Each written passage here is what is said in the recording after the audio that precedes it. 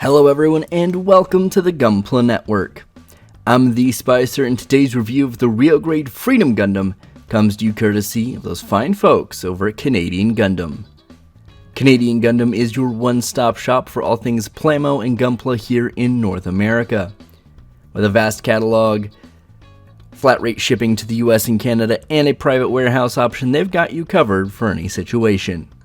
When you're checking out that vast catalog and placing your next order, don't forget to use the promo code Gunpla Network to save 10% off. So to address the elephant in the room, yes, there is no unboxing for this because this was already built, but it just kind of thematically fits for what's coming up, so we thought we would review it since we hadn't already.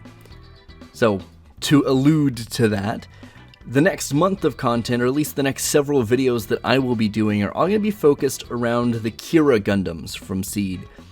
The high-grade Cosmic Era Ale Strike, the high-grade Cosmic Era Freedom, and then the high-grade Cosmic Era Strike Freedom. Now, I do kind of have not really a lot of experience with this, because I've not built technically any of those three kits, but I did build the Battlelog Perfect Strike Freedom. So, I am familiar with some of the parts, but I've not actually built any of these kits before, and I've always been curious. I've heard good things. I know out of the other high-grade Cosmic Era stuff I've built that I've been pretty impressed, so I'm looking forward to it.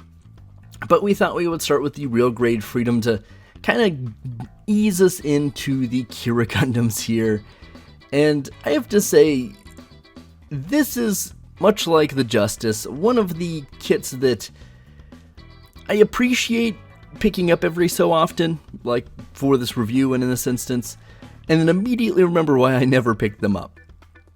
The old school early real grade syndrome is real, particular with this and with the Justice. There are some other ones, primarily the UC ones, like they have their issues, but out of the things I've built recently, the real grade GPO-1 Full Burnier or the Sinanju have their problems, but they don't have these problems, and I feel like those are a lot better in terms of the proportions as well.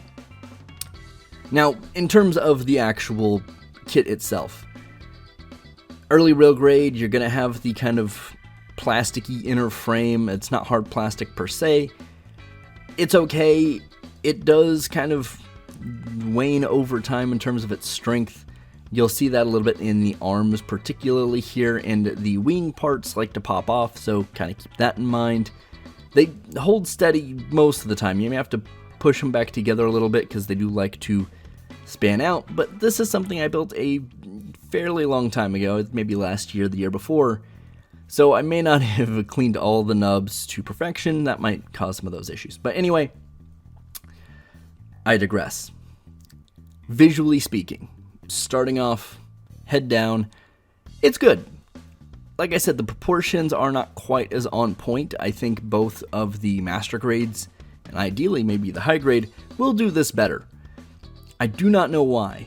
There are some things. The gun feels a little too out of scale. The shield matches, but maybe is just a hair too big.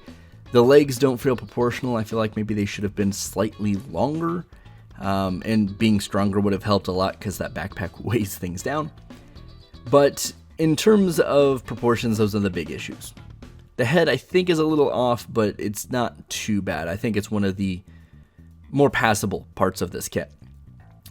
As a real grade, of course, you're going to have the multi kind of like bone white and white color situation going on. You have the dark navy blue, the light blue, the red, then you have like all the gray and stuff for the inner frame. And it visually is actually quite impressive still. Just sitting this on your shelf and never touching it again is actually a pretty good idea.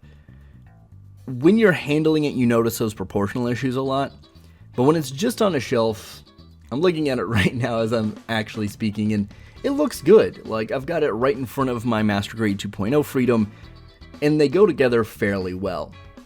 You get a more anime-accurate representation out of the real grade than you do the Master Grade 2.0, but the Master Grade 2.0 is significantly more stylized.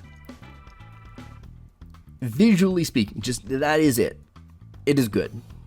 Proportions a little wonky, but generally speaking, not the biggest thing in the world. It's a real grade, that's its thing. It's especially early real grades, set it, forget it, it's a nice showpiece. In terms of its action, its maneuverability, or not mobility, articulation, any of that is where the problems come in. Get it up on a stand, you have fewer problems, but as I said, I have parts pop off quite often with this. I'd say the Justice is slightly better just because the backpack is different and a lot more stable than the wings on the Freedom. But generally speaking, the backs of the wings I've had while recording this review, both sides pop off I think at least twice. And one of the little smaller wing portions goes flying off. I had one of the arms pop off because it is the older, very tight shoulder joint that if you don't grab it by the shoulder and twist, if you try to move the arm is just going to pop out of the joint because it's not a very stable ball joint.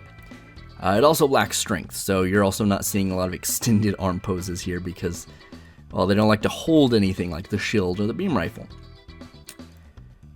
The torso is pretty weak in terms of trying to hold the backpack, really regardless of how you pose it. You're not really going to get any kind of forward crunch, just gravity is going to pull it too far back.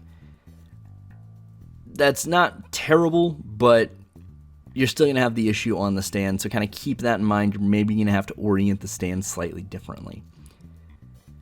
As you move down, front, side skirts, all that, the rail cannons, they're fine. They're serviceable.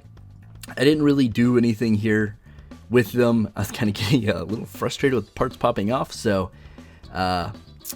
yeah, that kind of just happened.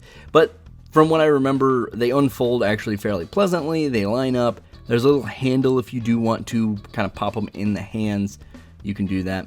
Same thing with the beam sabers. The connection for both hilts is a little wonky, but it's okay. It works. You know, you kind of just have to deal with what you have. But in terms of stability, the beam rifle and the shield are probably the best, even though they do weigh the arms down. Now, if you're careful, you can get the beam rifle up, or at least I can. Like I said, with these shoulders, it is kind of going to be case by case. They're all the same. They're going to have generally the same tightness, but it depends on your usage, what types of poses, and how that's going to degrade over time.